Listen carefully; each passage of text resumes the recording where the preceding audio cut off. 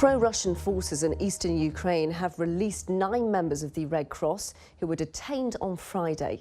Separatists in Donetsk say they'd been arrested on suspicion of spying. Meanwhile, the Ukrainian Interior Minister says at least 20 pro-Russian activists and a Ukrainian security officer have been killed in clashes in the port city of Mariupol.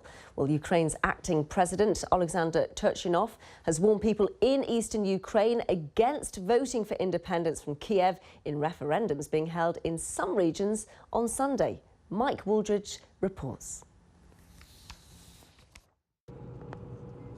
The morning after, in Mariupol, the port city where yesterday at least 21 people were killed in violent clashes. They're observing a day of mourning here today, and the Ukrainian National Guard said its troops would be withdrawn from the city centre in order, as the announcement put it, not to provoke even bigger aggression among the militants and for the sake of local residents' safety. The National Guard called the situation here now stable but tense. This was the scene at one stage during Friday's confrontations in Mariupol. Civilians ducking for cover as Ukrainian soldiers are firing. But there were armed pro-Russian separatists on Mariupol streets too, and the government says it was an attempt by the rebels to storm the city's police headquarters that turned into what it calls a full-scale military clash when the troop reinforcements arrived. So Mariupol, after such fierce fighting, remaining one of the flashpoints of eastern Ukraine as Sunday's separatist referendum approaches. Donetsk, at the heart of the self-proclaimed People's Republic of Donetsk, also saw unrest yesterday. Slavyansk, the military stronghold of the separatists, still encircled by Ukrainian troops, and the hastily organised poll also taking place in Luhansk region, this the city which gives it its name. Today, the German Chancellor Angela Merkel and French President François Hollande jointly expressing fresh concern about the unfolding crisis in eastern Ukraine. We consider the referendum scheduled for tomorrow illegitimate and focus on the election on May 25th in the entire Ukraine. They warn of further sanctions, particularly if the May the 25th Ukrainian presidential election were to fail, politically and on the streets, the crisis remaining on a knife edge. Mike Wooldridge, BBC News. For more on this, I'm joined by David Stern in Kiev. So intense fighting yesterday. Are we expecting more trouble ahead of tomorrow's referendum? Well, it's difficult to say, Danny, what we can expect, but obviously there are some great fears. We're being told by people on the ground in Mariupol that the situation, as you heard, is stable.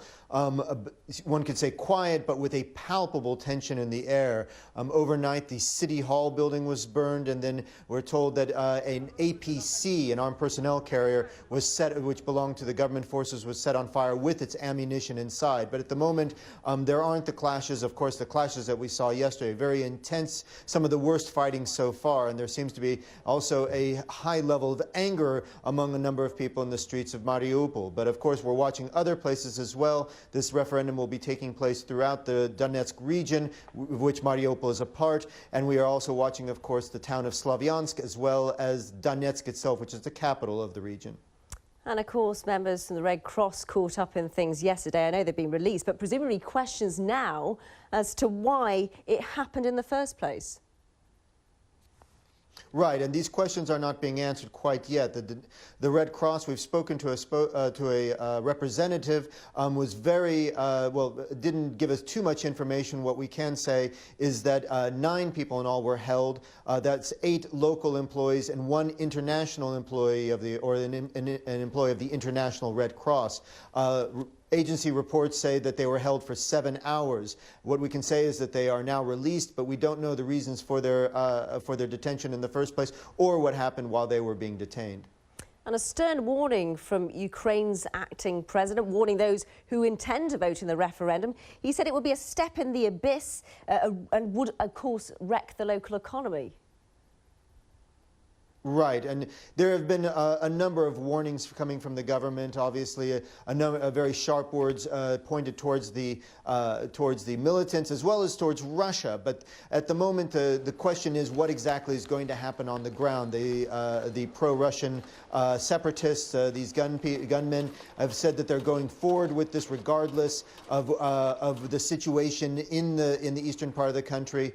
They said that they will do this vote. Obviously, the international community is saying that this is an illegal vote, but the question is what is going to happen tomorrow during the vote, and obviously what will happen afterwards. What will be the reaction from Kiev? What will be the reaction from the separatists themselves? And then what will be the reaction from Moscow? I know you'll keep an eye on things for us. David Stern from Kiev, thank you very much. The First Lady of the United States